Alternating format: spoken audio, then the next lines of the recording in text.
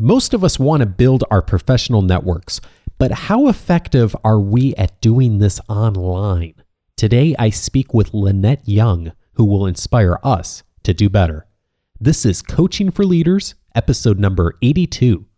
Produced by Innovate Learning, maximizing human potential. Greetings to you from Orange County, California. This is Coaching for Leaders, and I'm your host, Dave Stachowiak. This is a weekly show that helps smart people improve their communication and leadership skills. And one piece of being more effective in communicating and leading is having a strong professional network that each one of us builds in order to be able to influence the world more effectively, to be able to open up career opportunities for us, and also to be able to help us serve the world better through the resources and through the great relationships and connections we have. And one of the great blessings that I've received from my network and continue to receive is the ability to connect others and to help other people to benefit from my connections as well. And so I am thrilled about this week's topic, which is how to attract and maintain a professional network online. And I have had a little bit of success with this in the last couple of years and starting up this show and beginning to build a little bit of a following online, but nothing like some people have been able to do in the online world. And someone that I learned about 4 or 5 months ago is Lynette Young. Lynette is the writer of the book Google Plus for Small Business, and I heard about her when reading another book on Google Plus by Chris Brogan back in November, December timeframe. And the thing that's cool about Lynette is I started following her on Google Plus. She just says some really smart things.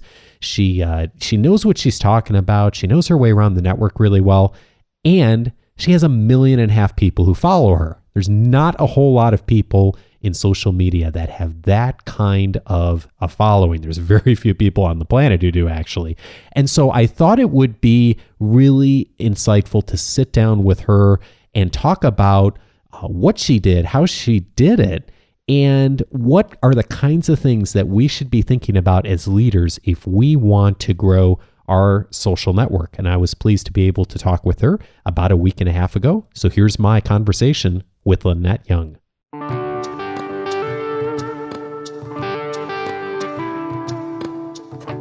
I'm pleased to welcome Lynette Young to the show today. Lynette is with Purple Stripe Productions and is a social tech specialist and is also the author, most recently, of the book Google Plus for Small Business. Lynette, welcome to Coaching for Leaders.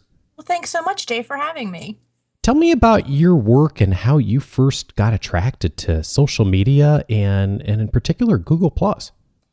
Oh, social media was actually a pretty natural extension for me. I've been in technology since 1989, and that was all enterprise corporate. And getting locked away in server closets for so long kind of makes you crave for human intervention. I can imagine. Contact. So right around the whole crazy Y2K, the sky is going to fall because the I remember calendar is that. changing. Yeah. I kind of threw the towel in and said enough is enough. I had also had a child in 2001. So I was like, I was kind of more used to not the rat race of working in finance and pharma, which is what there is an abundance of in the New Jersey area where I am. So I made the jump. My husband has been self-employed and owned his own business well before he met me. So I had a mentor, at least in him. Oh, cool. So with that, I decided to kind of go outside the firewall, and blogging was just coming up. I had started blogging internally and in companies and for myself in 1997. So I was familiar with the technology that people always requested, Marcom and PR companies, and internal communications in large firms. So I decided that I wanted to do it for myself. So kind of that was my dipping my toe into the exposure. But I've been an early kind of geek on a lot of things. I started podcasting in 2004. Oh, wow. Yeah. That was really early. I mean, I actually remember the conversation of when we said, what should we call this thing? And It was a long time ago. So I kind of jump in early only because the technology excites me and I like the shiny and the bells and the whistles and I like to break things to see how they work, which kind of makes me a natural for social media. So I've just kind of ridden the wave along through some crash and burn, really bad things. Maybe Second Life wasn't such the best choice, but stuck with it all the way through Google Plus. Awesome. Awesome. Well, I know a lot of folks and I've not worked in the technology industry, but I've always been fascinated by technology like you. And many people in technology and new media companies really get social media. But I find that a majority of still my professional network and even the community of this show is still not doing a lot more than perhaps having like a passive presence on LinkedIn. And maybe they've connected with a few friends on Facebook, but they don't really have a social media presence. So I'm wondering what the benefit is to leaders of having a stronger social media presence. Well, I think it kind of goes twofold. And I have to say that not that my opinion is tainted from this, but my opinion is probably clarified a little bit because I just started reading Lean In by Sheryl Sandberg, the COO of Facebook. Yeah, I saw and that. Some of the things that she writes about clicked from me as far as putting it in words or eloquently, that things that I've felt for decades of working, gender aside. And I think a lot of what it is leadership roles is your responsibility is to be a good role model and lead the groups and lead the masses into success, right? When you if you use social media in the aspect of your business, it's easier to kind of deal with it third party, like my team or the business, something segregated from yourself. But social media is so narcissistic that I feel that a lot of people that are in leadership positions have a hard time switching from we or they to me. And that makes them feel like they're putting the spotlight on themselves instead of their team, which is what they're supposed to do as a leader. So I kind of see this, and it's funny because you would think the higher up a person is or the more leadership experience or natural aptitude that they have for it, that they would be self-promoting. But that actually seems to work the opposite. And from what I've seen, people that want to aspire to get to these positions of either personal success or leadership success, they're hungry for it, so they have to market themselves as much as possible. But when they're there, they're so busy worrying about the we, that being self-centered and pushing yourself and marketing yourself on places like LinkedIn or Facebook seems just so self-centered that it's a hard gear to switch, I think. Well, that's so interesting. I hadn't really thought about it in that context before. When you think about it, though, you really don't see a lot of very senior people in large organizations engaging on social media. There are some notable exceptions, but that's a really interesting way to look at it. Just observations from, all angles. Yeah. In your experience, what's the biggest thing that keeps people from engaging online? I actually have to say it's twofold. One is the fear of failure or public failure. If you fail and you're alone, no one sees, you can kind of get yourself up, dust yourself off, and move on. But online, everything, the internet is forever. It's a little scary that there is a fear of not doing it right, not participating right, of getting, having to deal with negative instances or situations that you may not have just heard before. And I think that the other is, there's this, and when I work with women professionals, this is a common theme that it's not said so much in words, but I can see from the conversations that we have that there is a fear of being overlooked or not neglected, but of just passed by.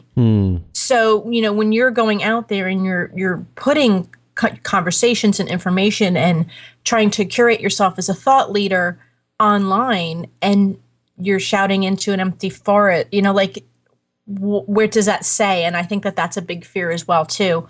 I see that with either professionals, leaders, or companies that are looking to go from one platform to the other. Like when Google Plus first came out, people that had enjoyed a robust and large and very profitable in whatever way they determined that Facebook interactions, when they went to a new platform, they had to start from zero and they didn't like it. And I've seen that when people go from one to the next, that they kind of want to bring their entourage with them. and starting from scratch and not being accepted at the same levels that you've built up in other circles is very stressful, I think, for some people. Well, and that's actually a perfect segue to my next question too, which is that I think a lot of people, at least that I know, hesitate because they don't necessarily know where to start and how to take that first step. So if someone's starting off and they just have maybe a passive presence online, what's the best thing for them to do to just start building a network? I kind of think of it as a little bit opposite of what you would do in real life. In real life, you wouldn't wedge yourself into a circle of a conversation at a cocktail party. And I think that you have to do it online because no one is going to extend a hand out and say, come on, join the conversation. Come over here and talk. They're really not going to seek you out. You have to go and seek them out. So most major social media platforms, Facebook's graph search has just come up. That's another amazing opportunity. Google Plus, of course, is, backed by Google. So they have amazing search capabilities. But to search for the types of things that you are interested in talking about and maybe coming in as not the top of the game, but, somewhere where you can still have a little bit of wiggle room to aspire to maybe help and mentor other people, if not just by the conversations that you have. But if you search those keywords and then join those conversations, leave comments. In the book that I wrote, Google Plus for Small Businesses, I have kind of a cheat sheet execution plan at the end to kind of help you systematically break into the network. Oh, cool. And in that, I suggest things like setting up searches, saved searches in any platform. This will work, that you can go in and things that you either want to be known for or that you already are known for that you want to grow. Search for those terms, see the people that are having those conversations, make a point to +1 or like or whatever the social function is in the platform, some kind of positive affirmation to those people.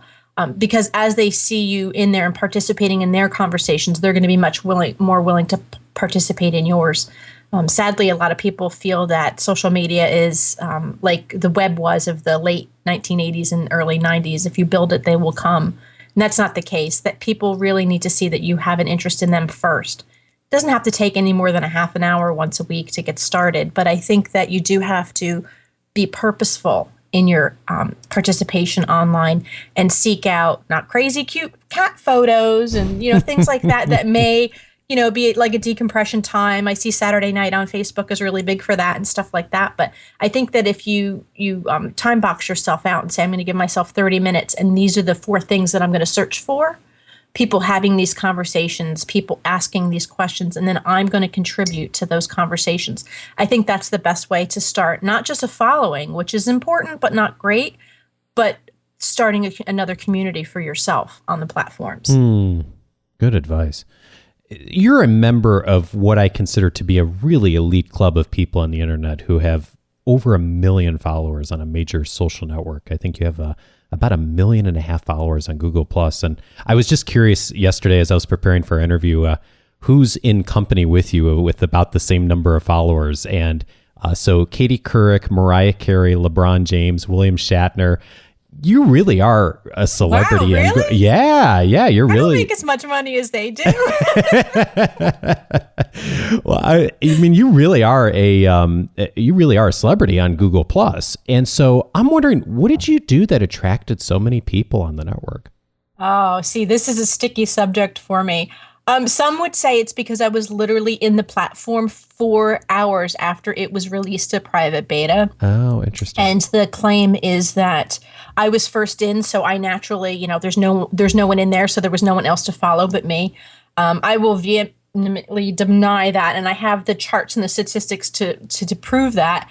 You know what? I got in and I talked a lot. I went into different communities that really had nothing to do with me or my personal interests. I like photography as much as I could do it on my iPhone. Mm-hmm. And I would go in and there's these vibrant communities of photographers. And I would go in and have conversations with them. And it's sort of the same idea that you would have in real life. You wouldn't, introduce yourself to someone to say, oh, what do you do for a living? I'm a dentist. All right, I don't have a toothache, and turn around and walk away from them. Mm-hmm. You're interested in people, not their professions. So I just made friends with everyone. I jumped on video hangouts with people. I shared as much expertise as I could. And because it wasn't it wasn't my first rodeo, basically. I had been one of the very first users in Twitter. My original Twitter handle, Biz Stone himself set up for me manually. Oh, wow. So, who's the founder of Twitter, for those of you who don't know? I didn't have that many followers in Twitter, even though I was in there like at, hour zero kind of thing.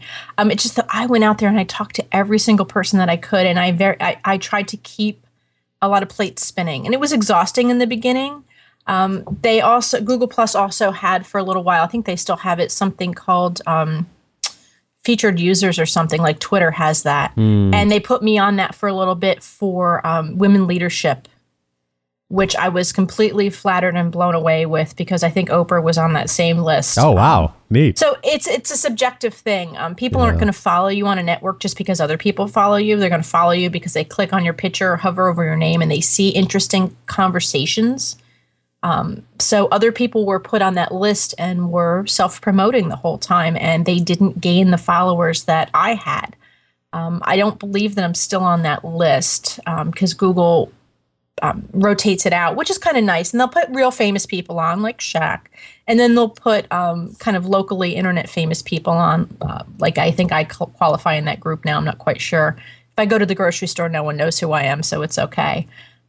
Which is probably good. It was just a matter of going out there and talking to everyone. Yeah. And some people would say, well, those photographers or those artists or those authors aren't your target customer, so I don't want to follow them. But in the history of my profession, I have gotten the best referrals from people that came out of the blue, like, oh, did you know that my sister-in-law is the COO of some big, huge bank or something? And, the connections come. You just have to be human more than you have to be data-driven, I think. I love the distinction between looking at a person online as a person and not just looking at a person's profession or their area of expertise. And I see this as well. I think that's a big thing that people misses. They forget that there's that human being behind the email address or the Twitter profile or the Google Plus profile. Yeah, and so it's making that human connection. Yeah, so. If you're an interesting person, I feel that you're an interesting or intelligent person throughout all facets of your life. When people engage, people or brands, or I don't care who's sitting behind the keyboard, when you engage in all these buzzwords on a social platform, you're only presenting one facet of yourself, whatever you feel that you want to promote, whatever your best light is. But you know what? They don't necessarily see everything else that goes on behind the scenes. But it's funny, for as long as I've been in tech, I'm a huge people watcher. And I feel that it's important to connect and embrace and communicate with the entire person. So sometimes I'll make a business contact and they'll be thrown off because they'll be like, how'd your kid do in his baseball playoff? And they're like, I thought we were talking about business. I'm like, yeah, but I'm interested in you as a person, not just the little facet that, can pay me money. So I think that it's a very interesting and very counterintuitive way, because we're so driven by numbers and ROI and, clicks and shares online that we forget that there are people behind the keyboard. And I think as long as you keep that perspective, experiences can be a lot more fulfilling online. A lot of our audience have many relationships now, and of course would gain more by engaging online. And as we've discussed, you maintain a really large following. What strategies do you use to keep those genuine connections going with such large numbers of people? Well, I'm going to be snarky and say coffee, but But you know what it is? It's funny because I'm forever in search of the perfect contact management system, and I have not found one yet. Yeah. It's just forever. But a lot of what it is, it's repetitiveness, and I actually take notes. So some people that I communicate with, I'll know them across multiple platforms, but a lot of them I try to make some type of connection with. I try to remember them. I pay attention to when their birthdays come around in Facebook and try to use that as a reconnecting mechanism. And I kind of try to pick 10 to 20 a week of people that that I'm connected to in that soft connection way, and I try to reach out to them. One thing that I do every once in a while on Facebook specifically, and I do it on LinkedIn, when you bring up your page and you'll see, you're friends with these people, and those pictures, those 8 pictures or whatever, kind of rotate out on however Facebook's, super secret algorithm works. Sure. And pictures will pop up and I'll go, oh, I remember her. I met her at a conference 3 years ago and I haven't really chatted with her. And I use that as a prompt and I'll, chat her up and I'll be like, hey, Stephanie, how are you? I haven't talked to you in a long time. Oh, wow. It's a little hard to do the memory thing all the time of where I might have met, but it's easy enough to find their names on there and just say, hey, how are you? What have you been up to? That's all. And I just try to do that maybe, at least a dozen times a week. Real quick conversations. Not everybody chats back. Maybe they're busy, but I try to extend that out as much as possible. It sounds like, all those things you just mentioned of being really intentional about it and being the person who maybe takes that first step. And I think a lot of us see opportunities like that online, but we're not necessarily willing to take that first step and engage and just ask a question and ask how someone's doing. And, we would do that in real life, but we don't think about doing that online all the time. Right. Or we only do it online when we search and we need something or need information and a certain person dings for that information. And we go, oh, we're going to call Carl now because he knows how to do X, Y, and Z. Well, you know what? I probably should have been keeping in touch with them a little bit ahead of time. Even if it's something as simple as going to their feed or wherever they're communicating online and liking something, just kind of like as a wink and say, hello, I'm still here. I'm looking at you. I pay attention to you. The movie Avatar is really big in my house. My kids are 5 and 11, the James Cameron version. Yep. And there's this thing in there where they always say, I see you. Oh, yeah. And, I kind of do that. I +1 and like the death out of things because I want people to understand that they're seen and acknowledged and focused on online. And so I kind of just go through and do that kind of quick drive-by stuff too. But it keeps them top of mind and keeps me top of mind as well. Yeah, I think it's really cool you did that. In fact, I noticed you had +1 something that I had posted, a week or two ago after we connected online. And I was like, wow, like someone who's got a huge community online actually took the time to notice something I had posted. And I just think it's great that you do that and you're really intentional about that. And that I'm sure is one of the reasons that you have such a great following online too. I hope. People and brands and everybody online are so focused on growing. But you know what? The care and feeding is just as important. Oh, yeah. Yeah. And that's really where the hard work is yes. Taking care of people. Yeah. And you can't really outsource that out. It really has to be genuine. It doesn't take a lot of time, but it takes a lot of intention. And it makes a big impression on people. For example, when I had emailed you, I don't know if you remember 2 or 3 weeks ago about setting up this interview, I had emailed a whole bunch of folks that day to set up interviews, and you were the very first person to respond. And I think your total response time from my email was about 45 minutes. And I was thinking to myself, like, wow, if I had as big a social following as you do, I sure hope that someday I'm as quick getting back to people as you are. So I just think that's great. I mean, it really shows me that you have some really good systems thought through and some really good ways of handling interactions with people, which is awesome. Thank you. I know you have a passion for getting women involved with social media as well. Mm-hmm. Are there things that keep women leaders from getting more involved that are different than just some of the general challenges that affect all of us? And why should women be engaging online too?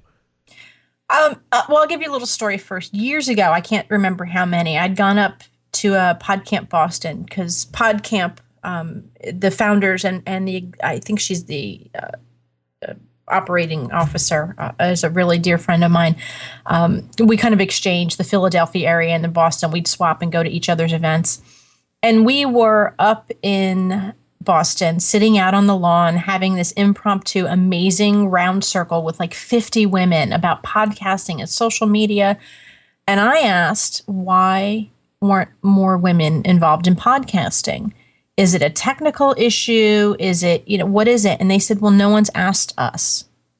And I was completely blown away because it comes to men will do and then ask for forgiveness or correct on the way. They'll just go and do it because that's just the way that it's always been done.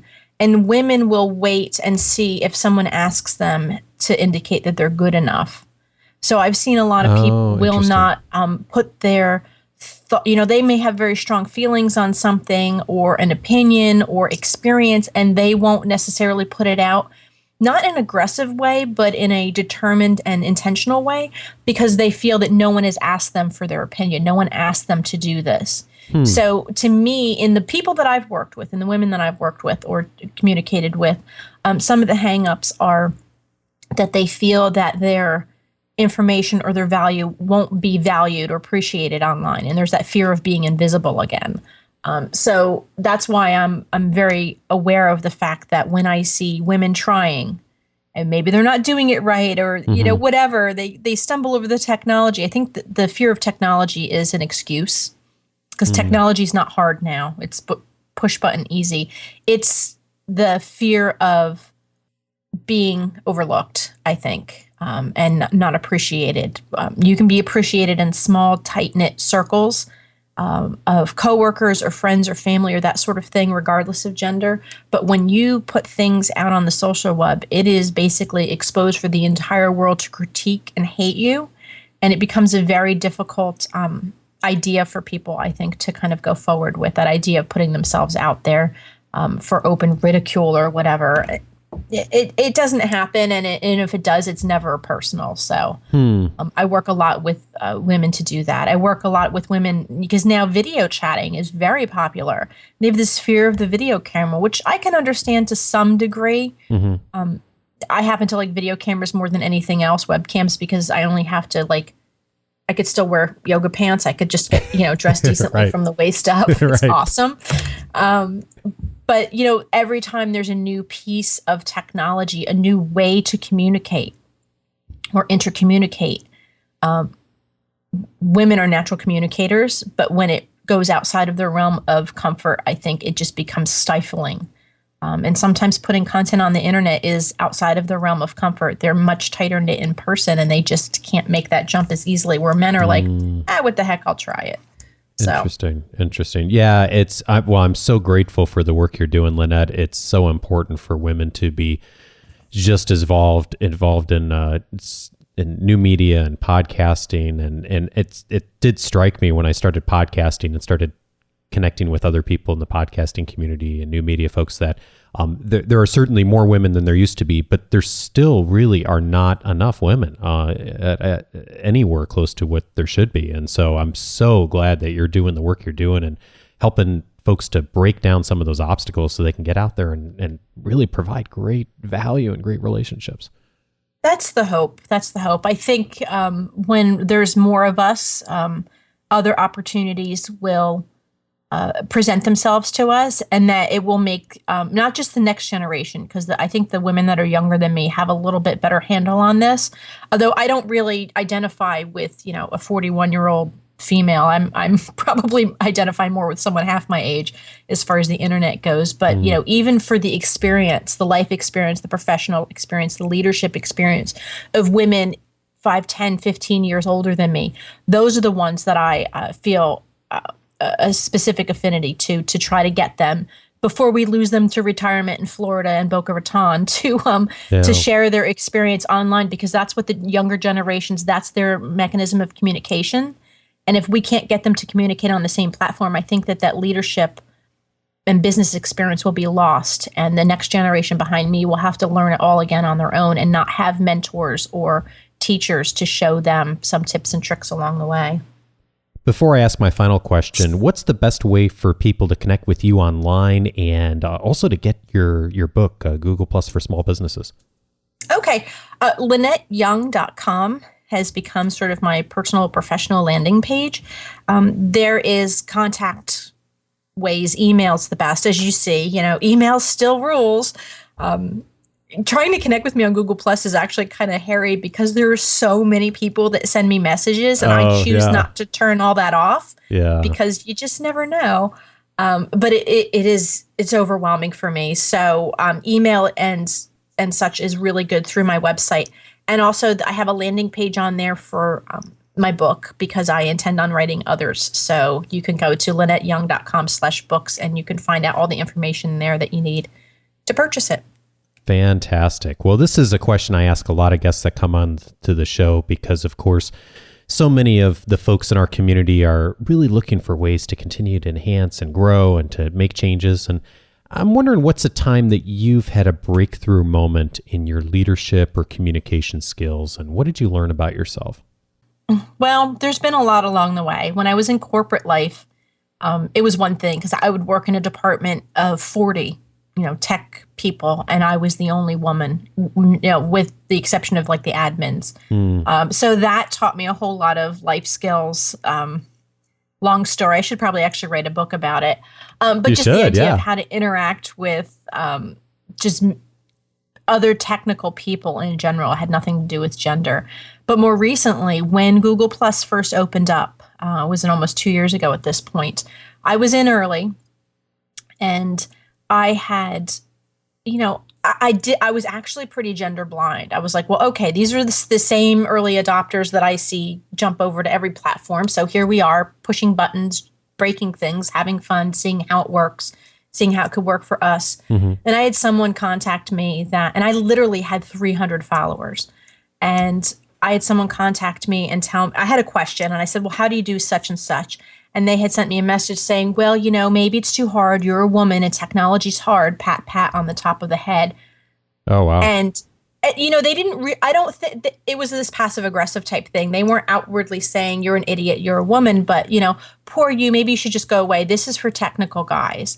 I was livid that this still existed these many decades after I had started on yet another platform, because women are the dominant force on every major social media platform with the exception of Google+.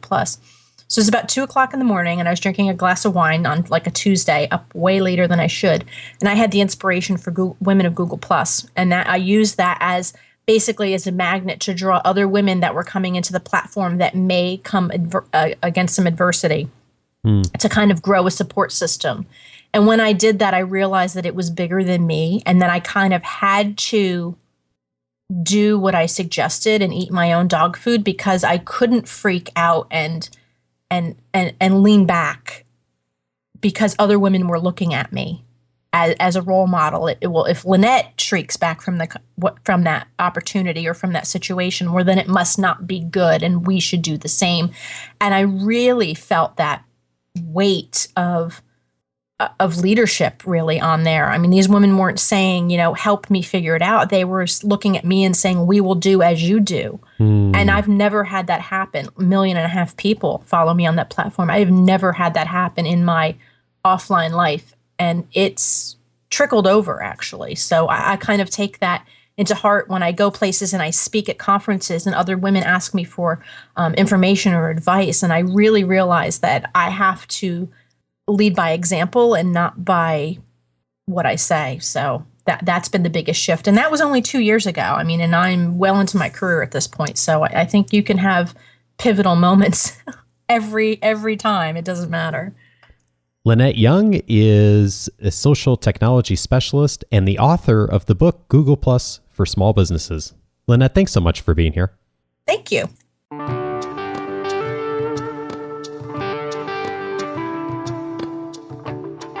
Hopefully this has gotten you thinking about some things you could do to enhance your professional network online. And if you'd like to engage in comments, questions, or feedback for me or Lynette, please go to coachingforleaders.com/82, and that will take you to the show notes page. At the very bottom of the page is the place that you can add in comments, questions, feedback. I will jump in and join the conversation, and Lynette may as well. So be sure to go there. If you'd like to call in feedback, our community listener hotline is 949-38-LEARN, and you can always email me at feedback@coachingforleaders.com. But even if you don't do any of those things, can I challenge you to do one thing this week? And that would be to show up. I say show up because it relates exactly to what Lynette has been talking about through this whole episode. It relates to one of my goals for this year and something I've been focused on extensively since the year began, and that is show up. Show up for people, show up online, show up in person, have interactions. And I say that because this is something I'm working on too, and it kills us online if we don't do it well. Because let me tell you, here's my comfort zone. My comfort zone is to download podcasts and listen to them and never engage, never talk with anyone, never talk to the person who's hosting the show, never communicating with other members of that community. My default setting is when I read a blog post on the internet is not to say anything, not to share it on Facebook, not to talk to the author about it. When I see something cool online, I will maybe send it to a friend, but I never interact with the person who creates it. And that's what I used to do. But what I've been doing this year is I've been spending a lot more time interacting with the people that I listen to and that I connect with and that I want to learn from and to further my conversations with. It's so easy to be passive in life. That's simple. Any of us can do that. And in fact, most people do. So here's my challenge to you and my ongoing challenge to myself. Show up. So whether you hop on this week and get on to LinkedIn for the first time and interact a little bit or set up a profile, or maybe you try out Google Plus and check out what Lynette's doing and follow her and just send her a thank you for being on the show today. Or maybe you check out one of the podcasts you listen to and drop an email to the person who hosts that show, whether it's me or someone else. And maybe you read an article on the internet that's helpful to you this week. And rather than just taking that knowledge and thinking about what you might do with it, you send an email to the author and tell them what it is that was beneficial to you and how did it help you out. This is something that I have to coach myself on all the time because it's not good enough to just stand back and listen and read. That's mediocrity. If we want to be better, if we want to be leaders that can really develop great professional networks online, then we need to show up. And I don't just mean physically show up, I mean show up and interact with people. So my goal is to continue to do that this year, and I am doing that each week on Twitter, on Facebook, on LinkedIn, on Google+, and oh, by the way, in person too. You can do this in person just as well as you can online. And in fact, if you're not doing this in person, you may even want to start there. If you go to a great workshop, if you see someone who does a fantastic job, don't just walk out and think, oh, great job. Go up and talk to that person. Tell them what they did that was good. Introduce yourself, build that connection, thank them, give that gratitude. If you'll show up that way, then you will take what's in this episode and you will enhance your professional network and you will also make the world a better place. And if you will do that, then the episode today, the time that Lynette and I spent talking to each other, is going to change the world. And that's ultimately what I'm after. And hey, speaking of showing up, thank you so much for all of you who joined me for the first Coaching for Leaders live webinar last week. I was just thrilled that about 20 people, a little over 20 people registered for the webinar. And we had, I think, 12 or 13 that actually were able to join online. We had a few people who weren't able to make it, either planned absences or last minute couldn't make it after all. I was just so thrilled to have all of you online, to interact with you. What a great blessing for me. And I just feel honored every single week to be able to come to you, to provide you with something that hopefully will be of value to you. And to have so many people jump online for the very first webinar, I can't tell you how thrilled I was. And I do plan to do more, so please stay tuned. And again, if you want to stay tuned, certainly on the show here, but you can also hop on to the weekly articles, and I'll keep you informed there, and I'll give you a heads up on how to do that here in just a moment. Before I let you go, thank you very much to Mary Wilson. Thank you to Rahul Mukherjee, J.W. Bergman, Ben Foreman, Stephanie Lynn, Marty Vital, Tristan Cromar, Jenny Bradish, Usama Sakut, Yusik Belize, Sapi Tith, and Mike Thomas. Thank you so much for hopping on to either Twitter, Facebook, or Google Plus this week and connecting with me. Hey, if you would like to stay connected as well online and show up with me, you can do that by going to coachingforleaders.com/Twitter/Facebook or /plus, whichever one of those is best for you. Hey, here's a quote for you for this week. I never teach my pupils. I only attempt to provide the conditions in which they can learn. Albert Einstein. Something to think about for all of us who are wanting to lead and help others learn. Hey, if you'd like a midweek booster shot every week for an article that will help you to lead and communicate more effectively, I send out an article every week. Go to coachingforleaders.com/subscribe. And have a great week, everyone. Remember, show up somewhere this week. Take care.